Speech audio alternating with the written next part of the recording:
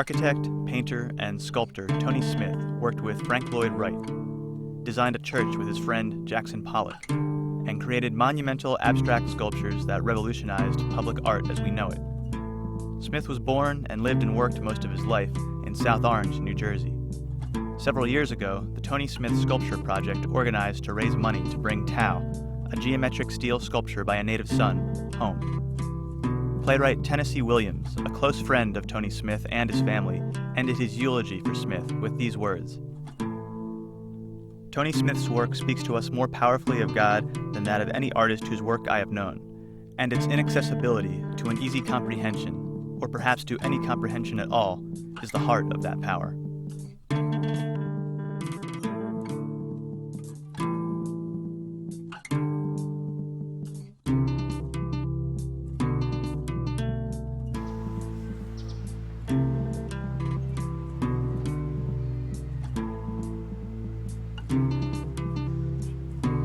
He was on the cover of Time magazine in 1967 at a moment at which the change in scale of sculpture was the subject of the day. And the picture of Tony on the front shows him literally in his structure there, which was smoke. And why did they pick him and not Robert Grosvenor or not Barnett Newman? I think because smoke was the most radical structure in the way that it completely filled and used the space. It was extraordinarily complex and engaging both with its site, and it was very photogenic as well. Smith has an interesting story himself because he was somebody who had already had a history. He had been 20 years, he was an architect. He made this switch from architecture to sculpture in the early 60s. So he was a very meaty story, I think, more than almost anybody else of his contemporaries. His best friends were Jackson Pollock and Barnett Newman. And so he was actually of the abstract expressionist generation, and then was making the natural development within his work to work that people associated with contemporary sculpture, meaning minimalism, site-specific, large works. But for him, it was just a continuation. I think my father had a very deep knowledge base that he was moving from, but he was very intuitive. You know, he had a base in architecture, but he worked in putting his things together from an emotional, from a maybe intellectual and emotional place together. And I think that that is something that gave us tremendous permission as artists to trust ourselves and to trust our own knowledge and to work from that. Also, I think he taught us a lot about scale, from making models and then to realize them in a larger scale, and also about materials, that we could really use any different kind of material and that was available, and things could be built easily, and maybe not easily, but you know, things it was possible. It was possible to build all different kinds of things with all different materials.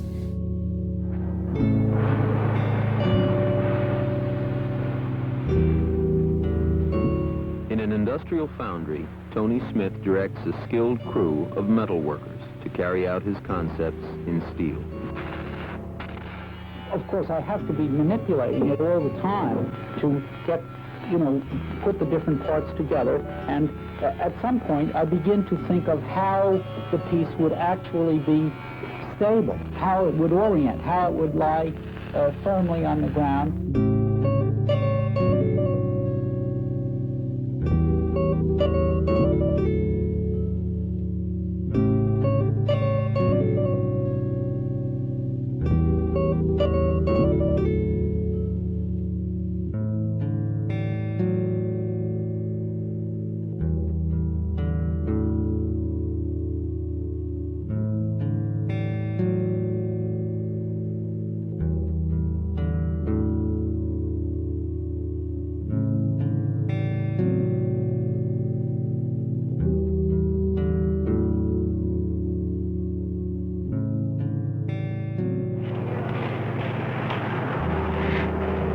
I love to stand on top of one of those, I just love it. It'd be so neat.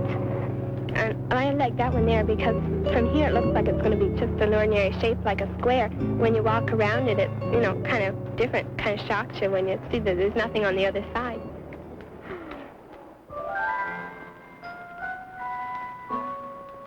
I like a certain amount of mystery involved, which demands involvement on the part of the person seeing it. I think that the size of a work has something to do with the kinetic quality. It demands a certain amount of action, and I don't know why I find this desirable, but I seem to.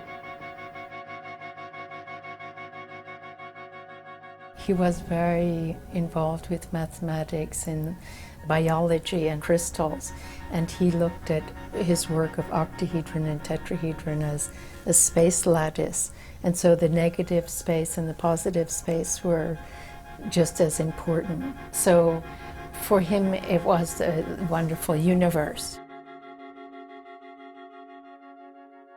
Having worked as a practicing builder and designer, you know, an architect or designer, it gave him a way to move from scale, you know, to move in scale and move in materials and envision things that were outside of his own making, hand making. You know, it freed, like as an artist, it sort of freed him from handicraft of making the things himself, because he had a practice of, yeah, just envisioning something and then having it fabricated. And, you know, he did have his work fabricated. You know, he called up a foundry and had his work, you know, built for him. You know, he said the only time he touched his work was when the photographers asked him to put his hand on it. You know, so I think that was immensely liberating.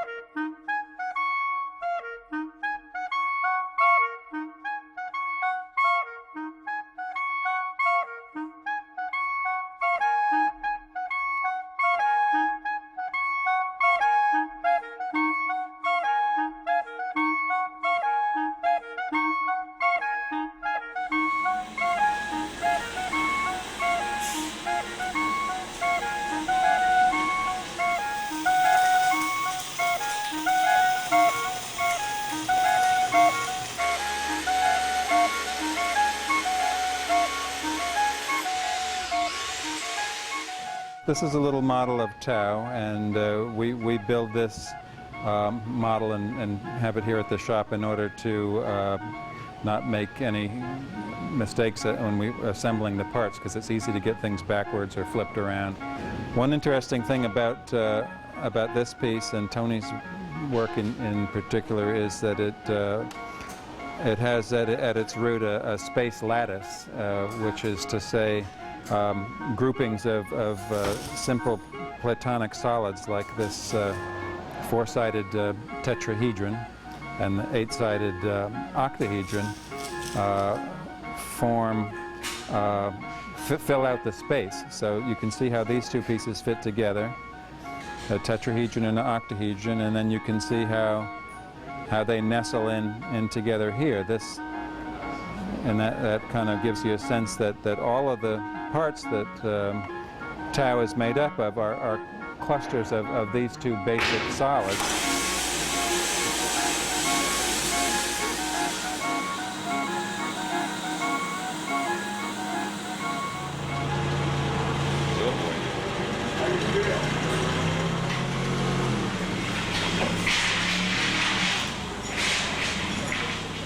The name is Tau, which is the Greek letter T, and Tony's nickname, a lot of people called him T, you know, so you could sort of say it's a signature piece, but it's not really that. One of the problems with abstract art is you're trying to make something that doesn't look like something in the world, but it always does, you know. So when he saw it looked like the letter T, he called it Tau and sort of got that out of the way. The interesting thing about Smith is his works can't be made without those complex mathematical calculations. But he would not like it if you described a work mathematically. Lippincott needs all those complex calculations to build the structure, but those factored very little into the actual making of it. and into the evolution of the work. It's more poetic. It's more about poetry. Yet, he never could have made it without his experience as an architect and as a builder. He knew about structure. He knew about scale. He knew about how things need to stand up.